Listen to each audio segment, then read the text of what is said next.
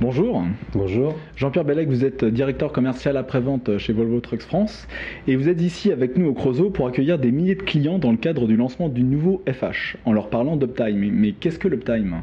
Alors l'uptime, littéralement, c'est encore un mot anglais qui signifie disponibilité. Mais dans le mot anglais, comme souvent il y a beaucoup plus de choses dites qu'en français, il nous faudrait 3 ou 5 phrases pour en dire autant. Ça veut dire augmentation, optimisation de la disponibilité.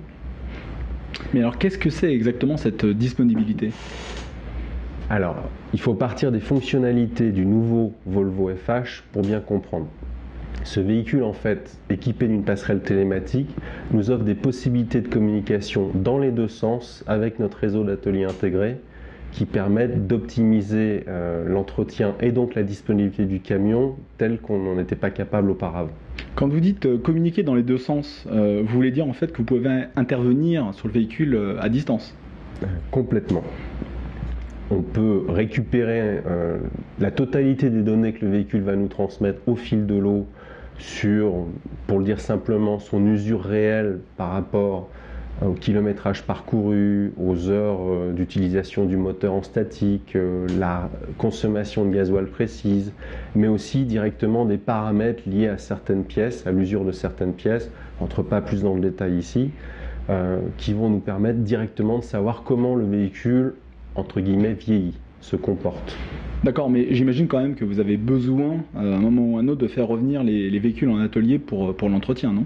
Alors évidemment, toutes les interventions mécaniques ne peuvent pas se faire à distance. Il faudra programmer de faire revenir le camion.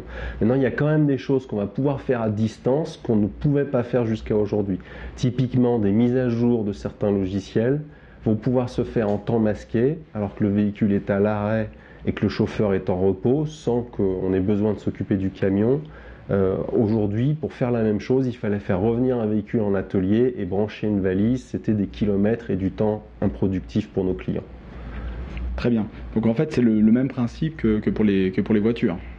Non, c'est mieux que ce qui existe dans la voiture. Dans la voiture, vous avez aujourd'hui des véhicules qui sont équipés avec de l'informatique embarquée, des algorithmes de calcul qui font que la voiture dit au chauffeur « il faudrait retourner à l'atelier ». Là, toute l'intelligence, elle reste au sein du réseau Volvo et dans les outils que le réseau Volvo utilise avec le constructeur.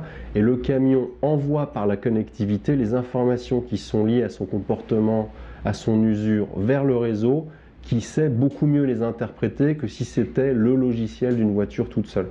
Donc c'est beaucoup plus puissant. Très bien, mais imaginons si vous vous trompez et que le véhicule tombe malgré tout en panne. Alors, compte tenu de la batterie de test auquel ces véhicules ont été soumis, j'ai presque envie de dire torturés, les Suédois ont fait les choses avec le sérieux qu'on leur connaît, je pense que le risque de panne est beaucoup plus faible que celui qu'on avait déjà sur le FH classique, son grand frère, qui a la réputation de fiabilité qu'on sait. Néanmoins, pour ne pas éluder votre question, si une panne devait arriver, puisqu'on ne sera jamais au risque zéro, on a là aussi des outils qui vont nous permettre d'intervenir beaucoup plus vite qu'auparavant. Très bien, et quels sont effectivement ces outils?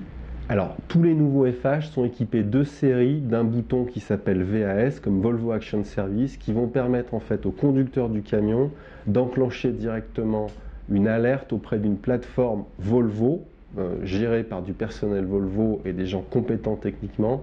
Et on va pouvoir récupérer le nom du conducteur, lui parler dans sa langue, avoir la localisation du véhicule, récupérer des codes défauts qui vont nous permettre de savoir ce qui se passe vraiment sur le camion et de faire une intervention plus rapide en connaissance de cause sur le véhicule. Merci Jean-Pierre Bellec. Je vous en prie.